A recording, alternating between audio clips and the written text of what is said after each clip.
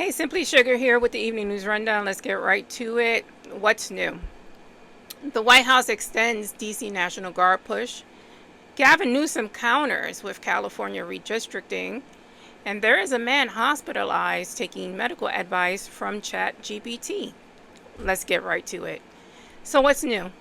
The White House is moving to expand National Guard operations in Washington, D.C., and will ask Congress to extend federal control over the city's policing beyond the current emergency window.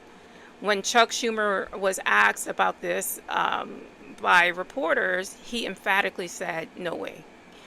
Um, Trump would need two-thirds of Congress for this approval, and he definitely does not have those numbers. Now, I don't trust Chuck Schumer because I just don't trust Chuck Schumer. I'm from New York. I'm one of his constituents. I don't like the way he's behaving. I did not like that he pushed the last budget through. I think we need to fight tooth and nail for everything at this point. They are not playing by the rules, so why should we? That's my opinion. So, on the ground, there's roughly 1 to 200 guards. 800 were ordered. More and more guards are arriving and entering the city. They're going to be on roving posts, acting as multipliers, backing up the Metropolitan Police.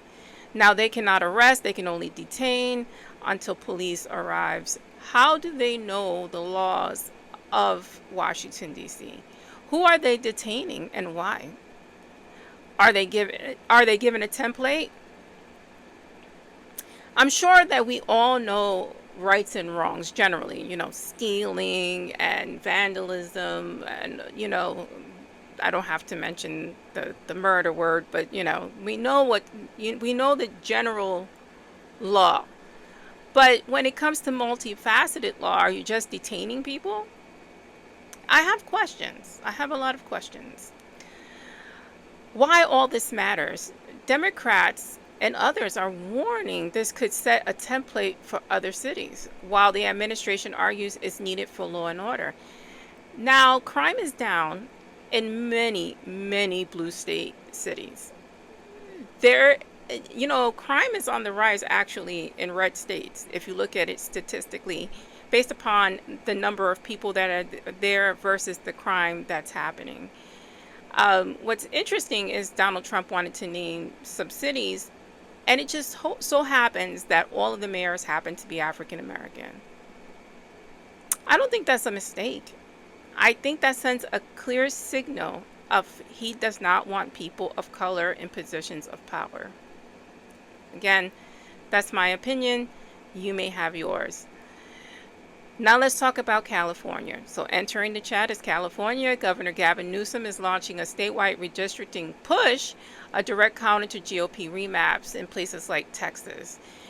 It's aimed at reshaping House seats before the 2026 midterms. He's telegraphing an aggressive posture publicly and through state media. What's interesting is he told them, listen, stop gerrymandering your states, Texas and Florida, and I will not gerrymander California. Let's just keep it here, keep it at an even playing field.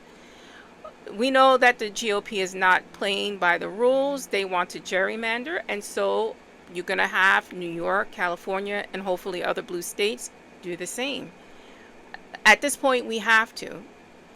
You have them trying to get Elon Musk back on, as a friend, and I find that curious that a person, with the means of Elon Musk is being requested to return back to government just in time for an election. What a coincidence. Listen, for the big picture, from the Capitol streets to California maps, both parties are hardening their positions. Federal security powers on the coast, electoral map on the other. The fight over order versus autonomy and who draws lines is now the main event. Use your voice, use your vote. I don't care who you vote for. I hope to win some of the seats back for the Democratic Party and the Liberal Party and even the Independents. But exercise your freedom as an American citizen. Lastly, let's talk about a man who was hospitalized after following ChatGPT health advice. Now, I'm guilty of looking up my illnesses on ChatGPT to learn more about them and to learn about maybe other avenues of care. But I do not solely rely on ChatGPT. I find out information and then I ask my doctor, and this is what is important.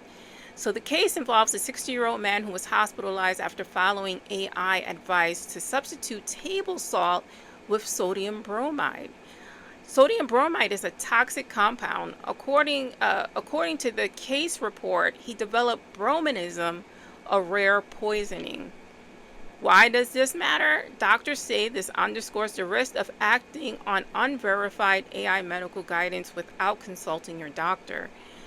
Multiple outlets covered this case after it appeared in a medical journal, and I'm here to bring some advice. Don't just listen to ChatGPT. I know it's cool. I know it's a quick way to get information, but before that we had Dr. Google, and that never went well either. You looked up a splinter, somehow you got cancer. It's the same thing here. You got to be careful. AI can be helpful, but don't use chatbots as your doctor. Verify health advice with a licensed professional. I'm Simply Sugar. This is the Evening News Rundown.